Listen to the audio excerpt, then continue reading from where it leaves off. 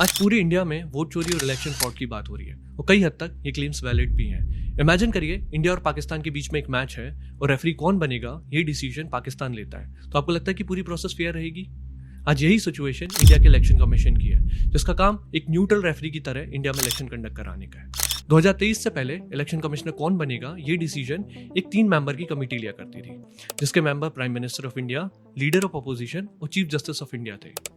Chief justice of India का काम इस पूरी प्रोसेस में एक न्यूट्रल रेफरी की तरह था, ताकि पूरी प्रोसेस फेयर रहे। 2023 में अनूप बरनवाल केस में सुप्रीम कोर्ट ने कहा कि चीफ जस्टिस ऑफ इंडिया का इस कमेटी का मेंबर होना कंपलसरी है, ताकि ये पूरी प्रोसेस इंडिपेंडेंट रहे। लेकिन बीजेपी गवर्नमेंट को ये चीज पसंद नहीं आई। 2023 में बीजेपी गवर्नमेंट ने एक बिल लाया जिसका नाम था chief election commissioner and other election commissioner amendment bill 2023।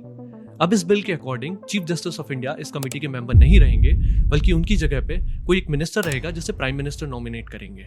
जिसका मतलब अब इस कमेटी के 3 मेंबर हैं, prime minister of India, leader of opposition और एक कोई ऐसा मिनिस्टर जिसे प्राइम मिनिस्टर नॉमिनेट कर रहे हैं। दैट मीन्स अब ये पूरी प्रोसेस रूलिंग पार्टी के फेवर में टिल्टेड है। दैट मीन्स अब बीजेपी डिसाइड करेगी कि इलेक्शन कमिश्नर कौन बनेगा। क्यों? क्योंकि इस कमेटी में जो मेजॉरिटी ऑफ मेंबर्स हैं वो रूलिंग पार्टी से हैं। और साथ ही जिन नाम को ये कमेटी कंसीडर करेगी उसे एक सिलेक्शन कमेटी रिकमेंड करेगी, जिसको हेड करेंगे लॉ मिनिस्टर ऑफ इंडिया। यानी कि अब रेफरी किन नामों में से बनेगा और रेफरी कौन बनेगा ये पूरा डिसीजन अब बीजेपी लेगी। तो क्या आपको लगता है कि पूरी प्रोसेस फेयर रहेगी? आज इंडिया की मेजर अपोजिशन पार्टीज प्रोटेस्ट कर रही हैं क्योंकि उन्हें ऐसा लगता है कि पूरी प्रोसेस ही अनफेयर है। Remember, in a democracy perception matters as much as the process itself. अगर लोगों को लगता है कि रेफरी ही न्यूट्रल नहीं है तो पूरी प्रोसेस ही क्वेश्चनेबल लगेगी। अब आप कमेंट सेक्शन में बताएंगे कि आपको क्या लगता है कि प्रोसेस बायस्ड है या अनबायस्ड है।